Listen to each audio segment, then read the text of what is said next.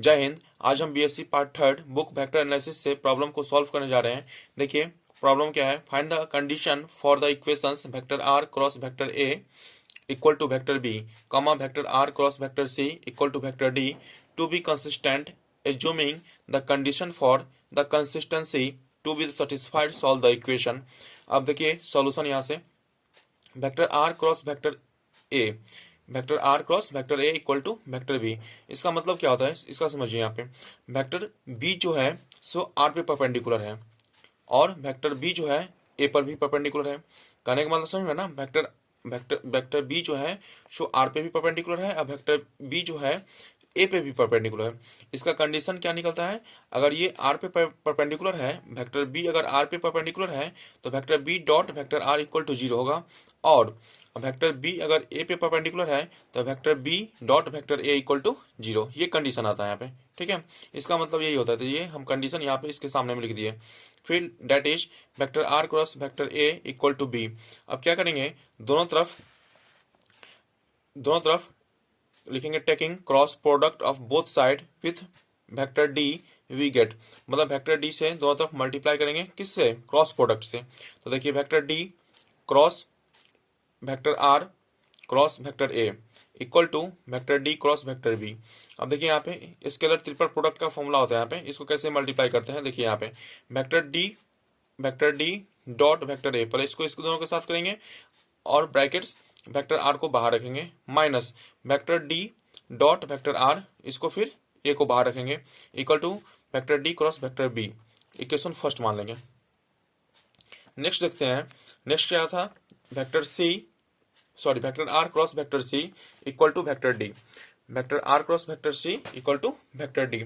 इसमें किससे मल्टीप्लाई करेंगे, इसमें क्रॉस प्रोडक्ट वेक्टर बी से मल्टीप्लाई करेंगे, ठीक है। यहाँ पे देखिए वेक्टर बी से मल्टीप्लाई करेंगे। अब वेक्टर बी से मल्टीप्लाई क्यों करेंगे, देखिए यहाँ पे इक्वेशन क्वेश्चन दिया गया आपका। यहाँ पे अगर ये कंडीशन हम लिख रहे हैं, ये कंडीशन यहाँ पे लिख रहे हैं, तो इसमें वेक्टर डी से मल्टीप्लाई कर देंगे, ठीक है। अगर ये कंडीशन लिख रहे हैं तो इसमें वेक्टर बी से मल्टीप्लाई करते हैं, इसीलिए इसमें वेक्टर बी से मल्टीप्लाई कर दिए हैं, ठीक है। तो वेक्टर दोनों तरफ vector cross product vector B से मल्टीप्लाई किए, तो क्या लिखे हैं, vector B cross vector R cross vector C equal to vector B cross vector D. Scalar triple product से क्या लिखेंगे, इसको vector B dot vector C brackets से बाहर वेक्टर आर लिखेंगे, minus vector B dot vector R vector dot vector C equal to B cross D हुआ, तो यहाँ पे बी क्रॉस डी। फिर लिखेंगे vector B dot vector C vector R minus vector B dot vector R फिर C equal to, इसको अगर D cross B लिखेंगे, डी क्रॉस बी तो ये माइनस हो जाएगा, इसलिए minus vector D cross vector B, equation second. अब लिखेंगे एक first and second, adding first and second, first पहला और दूसरा को हमको ऐड करना है। पहला कौन ये हो गया और दूसरा ये हो गया, दोनों को ऐड करेंगे। तो देखिए ऐड करने पे क्या आता है, सो दोनों को ऐड करेंगे, देखिए आर इसमें भी है आर इसमें भी है, तो दोनों में से आर कॉमन ले लेंगे, तो हो जाएगा कितना, vector A dot vector B, sorry vector D dot vector A plus vector B dot vector C, दोनों में से आर कॉमन ले लिए। फिर vector D dot R vector A, तो minus vector D dot R minus A, फिर minus vector B dot vector R और C, ठीक है, ले लिए। अब यहाँ देखिए वेक्टर डी क्रॉस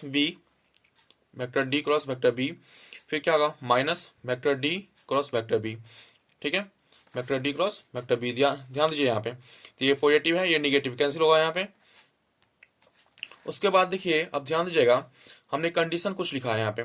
कंडीशन क्या था, पहला कंडीशन था यहाँ पे ऊपर में, देखिए यहाँ पे vector B dot vector R equal to zero और vector B dot vector A equal to zero, ठीक है। यहाँ पे देखिए vector B dot vector R equal to zero, vector B dot vector A equal to zero. और दूसरा condition था यहाँ पे भी लिख देते हैं यहाँ पे।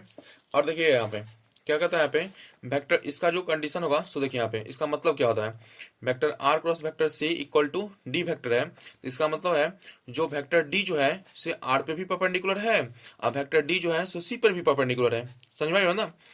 Are cross vector C equal to vector D, इसका मतलब होता है यहाँ पे जो वेक्टर डी जो है सो आर पे भी परपेंडिकुलर है और वेक्टर डी जो है सी पे भी परपेंडिकुलर है। तो इसका कंडीशन क्या निकल आएगा, इसका कंडीशन निकल आएगा वेक्टर आर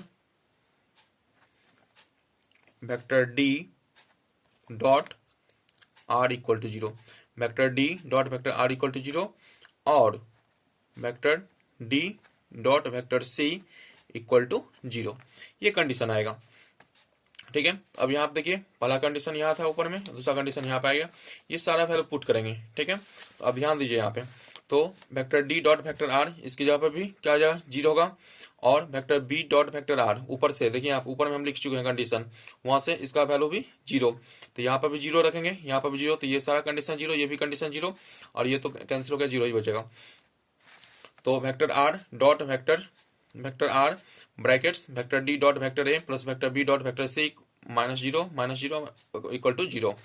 अब ये सारा जीरो हो गया यहाँ पे, तो vector R brackets vector D dot vector A plus vector B dot vector C equal to zero. इसको क्रॉस मल्टीप्लिकेशन करेंगे, सॉरी क्रॉस इसको बाय में लाएंगे तो क्या हो जाएगा, ये जीरो होगा।